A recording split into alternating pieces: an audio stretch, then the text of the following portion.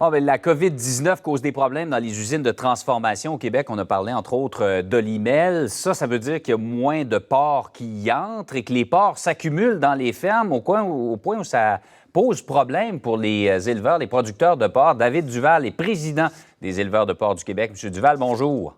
Bonjour. Est-ce que le chiffre est bon? 100 000 porcs qui pourraient être carrément euthanasiés parce qu'il n'y a pas de débouchés on ne peut pas les traiter dans les usines de transformation?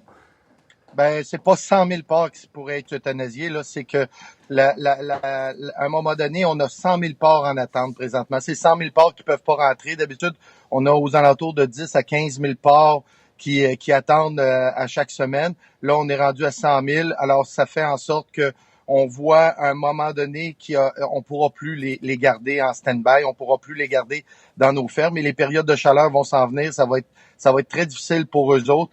Pour les porcs. Alors, c'est sûr et certain que on alerte tout le monde pour essayer de trouver une solution à ce problématique-là qui risque de devenir vraiment quelque chose que on a toujours refusé d'envisager, nous autres, au niveau des éleveurs et au niveau des abattoirs et du gouvernement, l'euthanasie de ces porcs-là. Oui. Le problème, c'est qu'ils deviennent trop gros à un certain moment et là, ça pose des problèmes dans les lieux de production, c'est ça?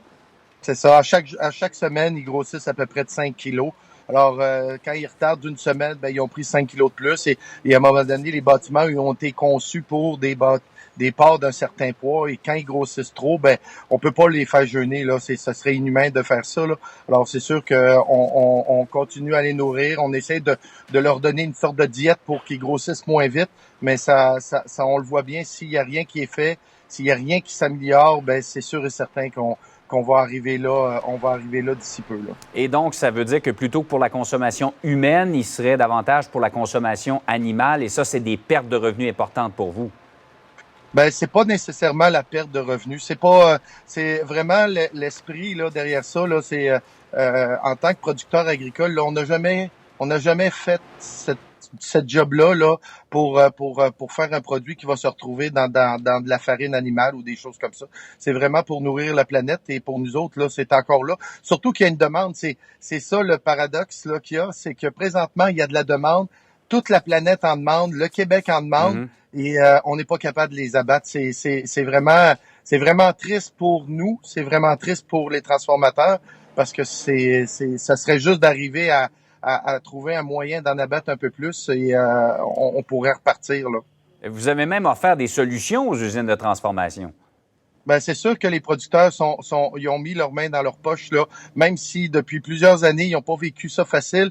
Encore là, ils sont capables dans un mouvement solidaire, de dire, regarde, on va payer du déplacement, on va payer des heures supplémentaires. On veut absolument que les employés de première ligne, qui sont les employés d'usines d'abattage, reviennent au travail et puissent faire cet abattage-là qui va nous permettre de passer tous au travail.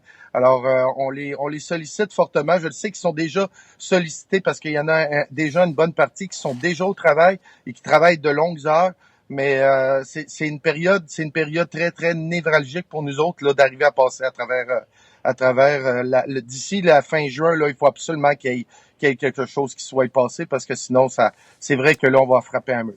Monsieur Duval, c'est pas facile. Les temps sont pas faciles pour les producteurs de porc. Il y a eu dans les derniers mois toutes les mesures commerciales, la guerre commerciale. Vous avez été pris là-dedans. Là, c'est la COVID-19. Pas facile. Il faut avoir la couenne dure, mais je vous le dis, là, on est encore, on vit d'espoir quand même. On est très résilient. Hein. Je suis sûr que je suis dans les plus hauts niveaux de résilience là en tant que producteur agricole. Mais je vous le dis, j'y crois encore. J'y crois encore qu'on est capable d'y arriver. En tant que société, on est capable de mettre un coup de main à ça là, pour essayer de nous aider. C'est une industrie qui est partout dans toutes les régions, qui emploie énormément de monde, 30 000 personnes. C'est sûr que il faut pas la laisser tomber comme ça, là. Quand un producteur de porc nous dit qu'il faut avoir la couenne dure, on le croit. Monsieur Duval, merci d'avoir été avec nous. Merci. Au revoir. Au revoir.